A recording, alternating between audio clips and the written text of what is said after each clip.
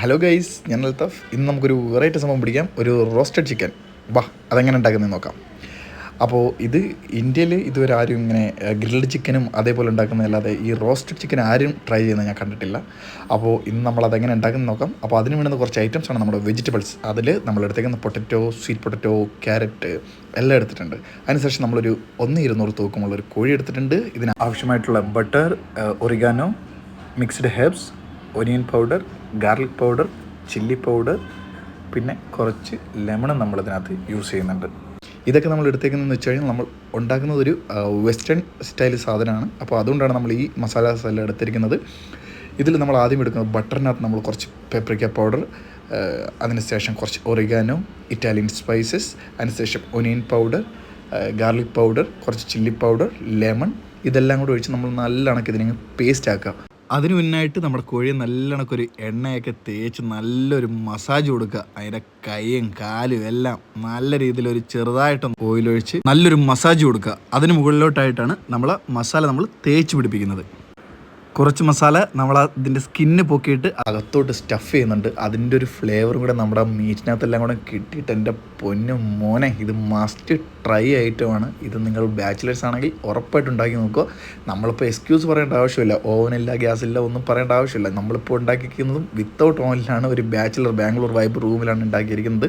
നമ്മൾ ഫ്രണ്ട്സ് എല്ലാവരും കൂടെ ആയിട്ട് കൂടുമ്പോഴത്തേക്ക് ഒരു വട്ടം ഉണ്ടാക്കി ട്രൈ ചെയ്ത് നോക്ക്. നല്ല ഐറ്റമാണ്. അപ്പോൾ ഇതിൽ നമ്മൾ സാധനങ്ങളെല്ലാം ഇൻസൈഡ് ചെയ്തു, കാലെല്ലാം ഒന്ന് കെട്ടി വെച്ചതിന് ശേഷം നമ്മുടെ വെജിറ്റബിൾസിൻ്റെ മണ്ടലോട്ട് നമ്മുടെ കോഴിക്കുട്ടിനെ ഇറക്കി വെച്ച് കൊടുക്കുകയാണ്. അതിനുശേഷം നമ്മുടെ പ്രീ ഹീറ്റ് ചെയ്തിട്ടുള്ള നമ്മുടെ ബിരിയാണി ചെമ്പുണ്ടല്ലോ, നോർമൽ ബിരിയാണി ചെമ്പിനകത്തൊരു ചെറിയ സ്റ്റാൻഡും വെച്ച് അതിലോട്ട് നമ്മൾ ഈ വെജിറ്റബിൾസിൻ്റെ മുകളിലോട്ടായിട്ട് നമ്മൾ ഈ കോഴീനെ വെച്ചിട്ട് വെക്കുന്നത്. കാരണം ഇതിനകത്ത് കുറച്ച് ജ്യൂസി ഇറങ്ങും. അപ്പോൾ അത് നമ്മുടെ കോഴിയുടെ സ്കിന്നിൽ പറ്റിക്കഴിഞ്ഞാൽ ചെറുതായിട്ടൊക്കെ ഒന്ന് പൊട്ടാൻ ചാൻസ് ഉണ്ട്. അപ്പോൾ നമുക്കിത് കറക്റ്റ് ഓവനിൽ ഉണ്ടാക്കില്ല എങ്ങനെ കിട്ടുമോ അതുപോലെ തന്നെയാണ് നമ്മൾ ഉണ്ടാക്കുന്നത്. അപ്പോൾ നമ്മളത് വെജിറ്റബിൾസിൻ്റെ മണ്ടയിലായിട്ട് വെച്ച് കൊടുക്കുക. ശേഷം ഇതിനെ നമ്മളൊരു അരമണിക്കൂർ കഴിഞ്ഞ് ഓപ്പണാക്കി നോക്കുന്നുണ്ട്. അതിൻ്റെ മണ്ടയിൽ കുറച്ച് ബട്ടറും കൂടി ചേർത്തിട്ട് അതിൻ്റെ മണ്ടയിൽ കുറച്ചും കൂടി നമ്മുടെ ഡിപ്പിംഗ് പൗഡറിന്ന് ഡസ്റ്റ് ചെയ്ത് കൊടുക്കുക.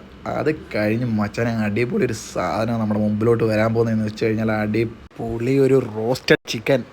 ഇതെന്ന് വെച്ച് കഴിഞ്ഞാൽ ഇറച്ചിയൊക്കെ പക്കാ സോഫ്റ്റായിരുന്നു.